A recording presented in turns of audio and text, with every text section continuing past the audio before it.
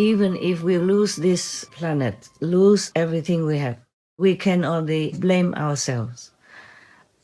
I hope we won't have to face this drastic tragedy, but who knows? Who knows? We all do our best, but it's not enough yet. I'm just hopeful and prayerful and trust in God and all the masters and all the noble and high beings in the universe to help us.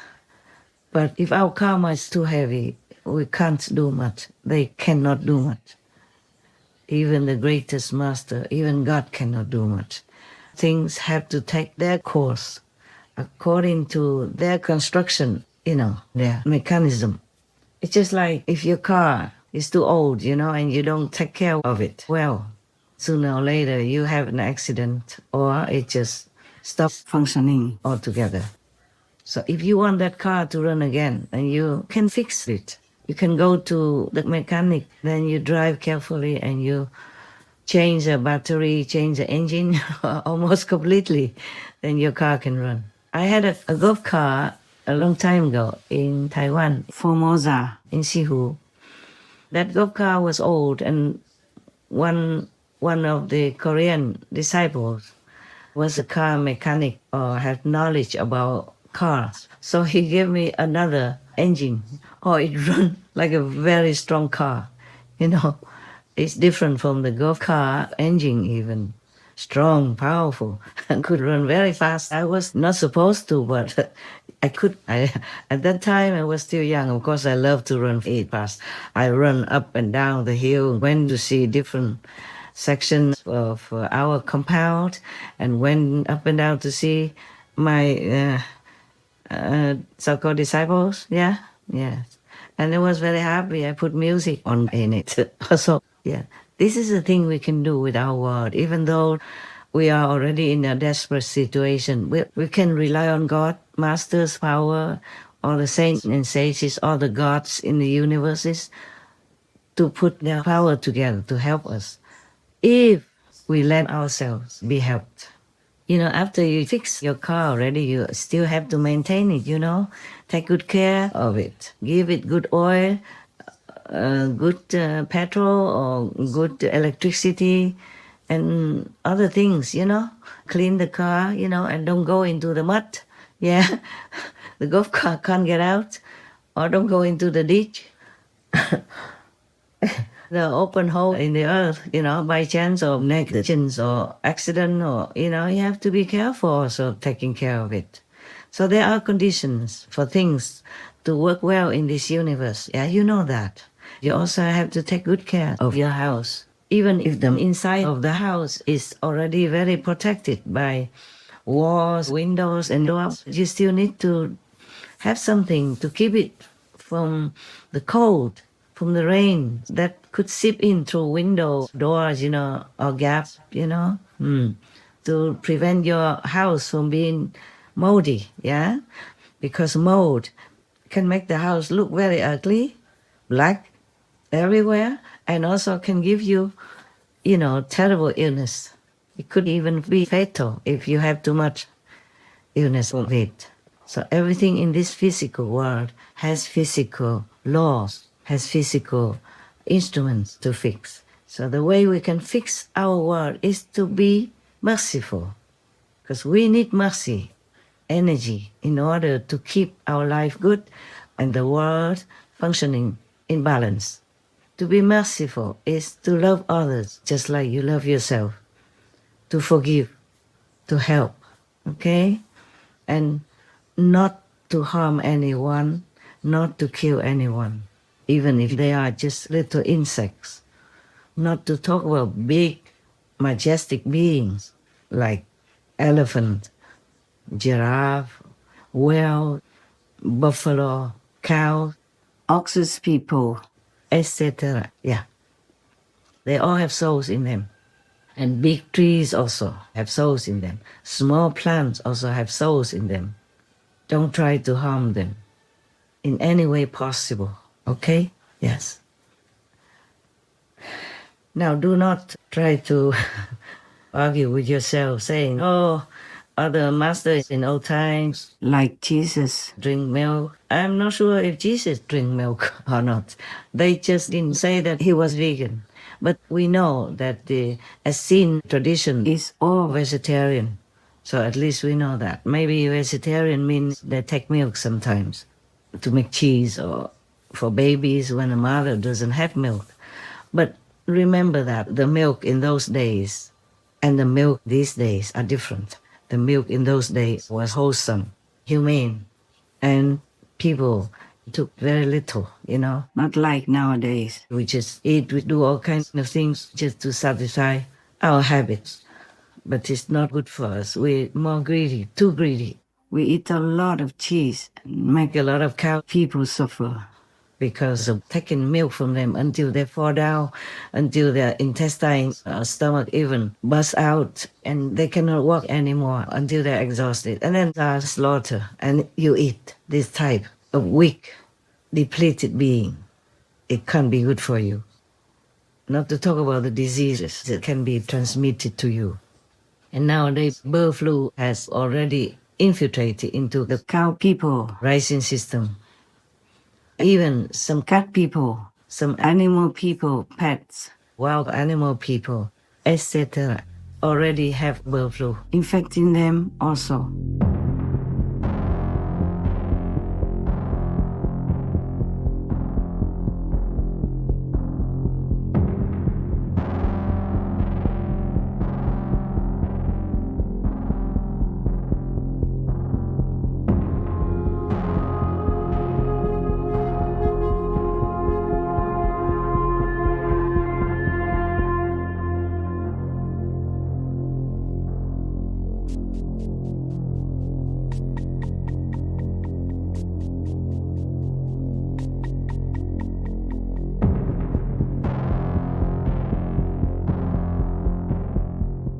For what we know up to now, 7 cat people, at least somewhere, but not every infected cat person will be known to have bird flu. They can also be outside, wild cat, feral cat people, or could be the domestic cat people. But mostly cat people come and go, they don't stay inside the house. In many countries, they are still free like that. So they could catch bird flu, but nobody would notice. Or die outside and the caretaker would not even know. Nowadays, you keep your cat person in your condominium, inside the house. So maybe it's okay. But it's not the natural way for the cat person to be happy. Anyway, cat and dog people need some outdoor activities. And when they go out sometimes, they might catch this bird flu. And that's it, you might also be infected. There is growing concern tonight about the continuing spread of the highly contagious bird flu in the U.S. The virus has now spread to dairy cattle and sickened one person. William? That's right, Jeff. This strain of bird flu, called H5N1, has been sickening bird flocks across America for a few years now. Millions have been killed to prevent further spread. Yesterday, the country's biggest egg producer halted productions when chickens at one of its facilities got sick. But this virus has also been infecting mammals, most recently dairy cows, in 5 different states. This week, a person in Texas tested positive after working with cattle. Many are concerned the virus can infect their pet dogs, cats, as it's been found in one goat and already spread to 2 people in the U.S. Senior health correspondent Monica Robbins explains what pet owners should know. We know avian flu is a risk to chickens, wild birds, and dairy cows. But what about the pets you share home with? There has been reports of it in cats in 4 countries. We're one of them: France, Poland, U.S., and South Korea. How is it transmitted? When cats do what cats do. If the feral or stray cat that's hanging around your house or barn happens to eat a dead bird or a live bird, that's when the concern should be apparent. But your dog could be at risk too. Place that we feel that our domestic animals are getting this is from wild bird droppings. In pets, there's no specific antiviral treatments available, only supportive care. It can be fatal, but more often than not, they will show signs of depression. They don't want to eat. They're listless, feverish, There can be neurologic signs where they're walking like they're drunk or having a head tilt, and those cases sometimes go on to be fatal. And yes, there are reports of dogs with it too. There's no end to the trouble in our world.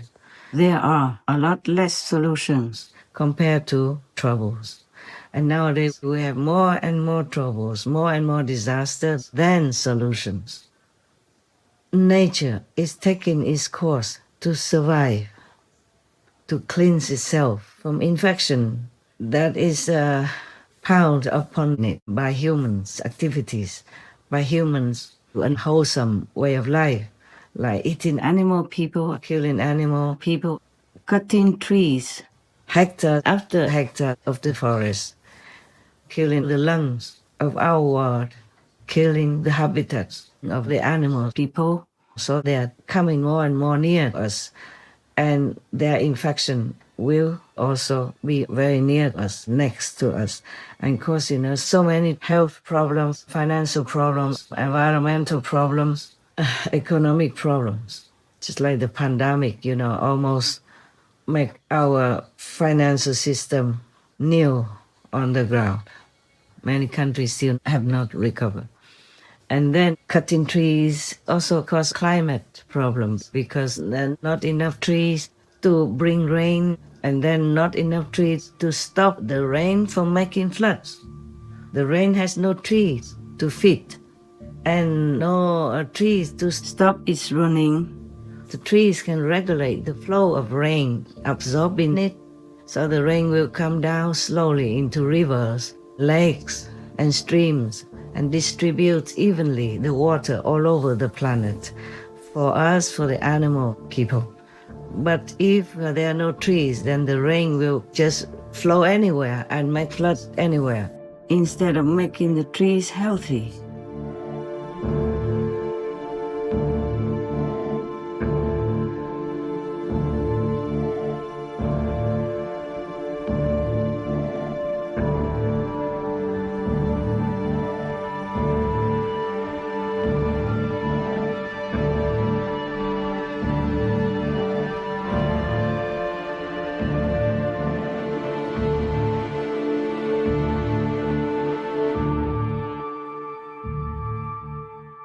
So recently, in these last years or decades, we have more flooding because of that, because we destroyed too much of nature. We cut too many trees. The trees are the oxygen producers, medicine givers, as well as the rain regulators and the rain attractors, and many other benefits that trees give us. The more trees you have, the more rain will be attracted. The cloud will rain down on the tree in areas where trees are. And the trees also, regulate the rain flow so that it will not become flood. It will not erode all the land that it floods into. It will not submerge people's houses and cars and damage roads and harvests and even kill humans, animal people too. And we cut so many trees that many things cannot grow after that. And use herbicide or insecticides and just plant beans or corn or whatever to feed the animal people, more than humans. Humans are as hungry, millions starving, but we use those foods and cereals to feed the animal people. Just 1 kilogram of the animal people flesh costs a lot of water, a lot of land, a lot of work, a lot of transportation, a lot of more pollution for the air, a lot of fuel shortages, medicine shortages, all kinds of things that affect our world, our life, our health, our finances, and our spiritual development. Not just one thing. So climate change is also a birth child of our brutal way of life, killing, destroying everything that is a blessing for us, that is good for us, for our next and next and next and next forever generations. So we should rethink, should do research to really know for sure what's good for us. A vegan diet is suitable for everybody, but animal people, meat diets not. Many people are sick and allergic to it because of animal people meat diets. You know that by now.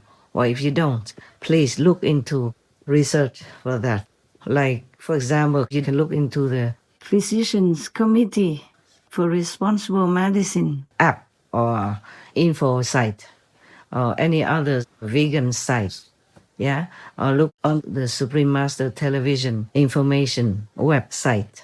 Yeah, then you will know more than you already have known, and you will understanding more about the positive vegan side effects. Overall, it will be good for everything you can think of, everything you can name. The vegan diet will be a benefactor of it. You know, there's every reason to go vegan and there is no reason not to. For me personally, I have to say, medically, a vegan diet is great.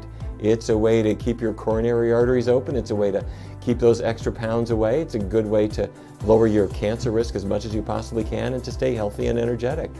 From the standpoint of the environment, I got to tell you, every time I go back to my childhood home in Fargo, North Dakota, I see acre after acre planted with feed grains for cows and pigs and chickens. And what that means is a lot of irrigation, pesticides, a lot of fertilizer. It's not doing the environment any good at all.